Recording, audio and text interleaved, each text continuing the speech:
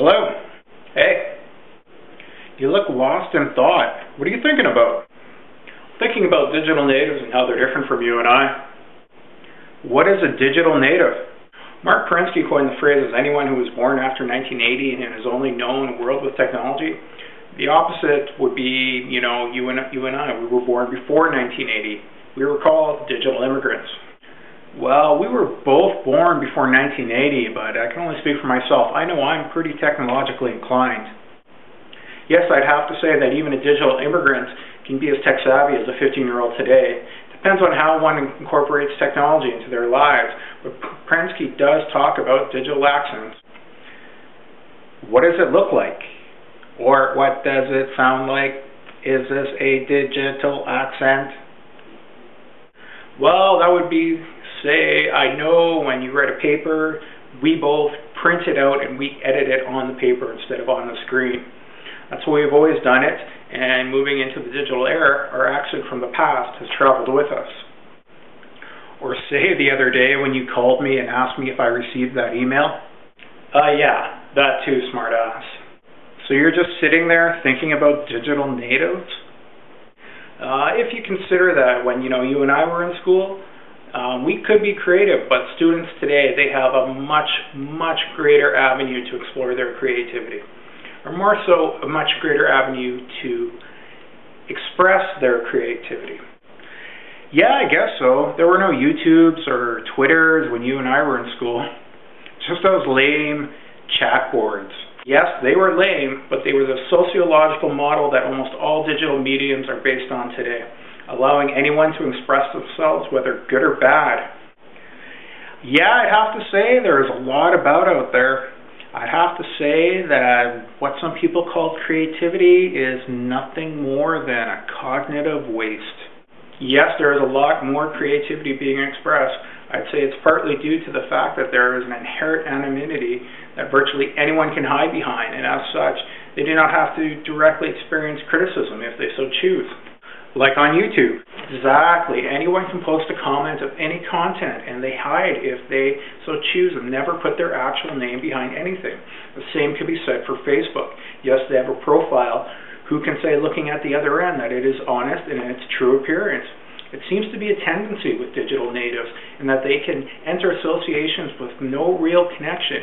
Even when a relationship develops, there is no social penalty for leaving as easily as they entered. I have noticed that on Facebook that there are many people sending me friend requests that I don't even know who they are. I guess maybe that's my digital accent coming through where, I'd like to know who they really are before I open up. Yes, exactly. A digital native might only know these types of relationship, whereas you and I feel we need actual FaceTime before any friendship is established. Wow. Sounds like a rather large sociological shift to me. Yes, imagine having to teach them. Students today are completely immersed in their technology. A story in the New York Times, January 20th, 2010, stated that those between 8 and 18 spent 7.5 hours a day immersed in technology. That doesn't even include time on their cell phones or texting. I bet their brains are different too. According to Gary Small, the author of iBrain, their brains are wired differently than, say, someone in their 50s. That is, when you and I laid down our neural networks, when we were young, there was a medium by which we encoded information from. Now young students have a much different medium from which to draw their information from. So you mentioned, imagine having to teach them. So as a teacher candidate, what are you going to do? Well, this is a major issue that is facing teachers and will be ever growing as younger students mature, knowing a digital era as we have today. The question must be asked, who is our education system designed to teach? Yes, students will be well-versed in technology, but I feel that we run the risk of having many skills that were very relevant only a few years ago become lost. Like what? How about reading a book front to end? I know it sounds stupid, but most people don't read books. Where are they getting their literature or their information from? Are they getting any literature? Okay, so back to creativity. What can be done to foster creativity today? Well, today the best way to express creativity is through a digital medium. Well, maybe not the best, but it seems to be the most popular. Hitler was popular for a while in Germany. Yes, don't shoot the messenger. Alright, then give me an example of a lesson that you could use with your students, one that would encourage creativity. You know, I have thought of this. And? Well, a lesson that I'd like to have my students do would be to create a digital presentation on anything they like that is, new technology today. But it has to be 100% digital and 100% digital sources and digital delivery. Okay, but I'd have to say that most of them can probably do that with ease. Yes, but then have them step back 15 years and detail how the same presentation would be constructed using the equivalent technology for the time.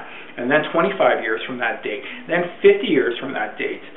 At least, say, 4 different steps back in time that correlated to technological advances.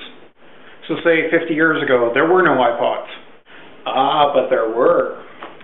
They were not very mobile. They were called jukeboxes, or you could take a record player with you to a party. 150 years ago, the technology was a piece of paper that people sang from. And the theme behind this lesson? Well, if you know nothing else than iPods, it creates an appreciation for the past. I guess that this lesson is based on a saying that those who do not remember history are condemned to repeat it. Okay. Well, if you don't know where you came from, without following instant gratification, how could you know where you would want to go or where you should go? So how does this help develop their creative instincts? Well, the way I see it is they have to be creative in being able to use old technology. I'd have to say you would be hard-pressed to find a 14-year-old who can't put a video up on YouTube or can't create their own Facebook page. They have the skills already. I know it sounds like a step backwards, but that's what I'm after. Where did it all come from? Hey, I need a drink. You? Yeah, I'll take one. Where do you see this digital age taking us? I don't know. I believe that there are advances yet to come that are so great we don't even know. I watched this video on YouTube called Did You Know? It's a montage of a bunch of facts with some music behind it. But one of the facts did say that the top 10 in-demand jobs for 2010 did not even exist in 2004. Really? Yeah, think about it. If we don't even know where we're going or where we want to work, say, in another 6 years, how could we know where our society is going? Methinks that you thinks too much. Really? You and me are having this conversation right now, face to face. There are skills that we have developed in our brains to make this exchange easy, even pleasant. More than 20 years down the road, I'd say that it would be fair that our society does not have nearly as much face time as we are having right now. Yes. Well, what does that do to our society? We enjoy this, our conversation and time together, but this so-called greater connected society that is emerging, is it really greater connected staring at a computer monitor?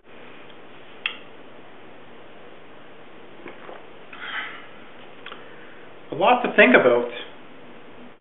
We can't deny the technology in the classroom, but some of the most creative students that I just might see will be the ones that rediscover the old mediums that our parents used to use or even we used to use.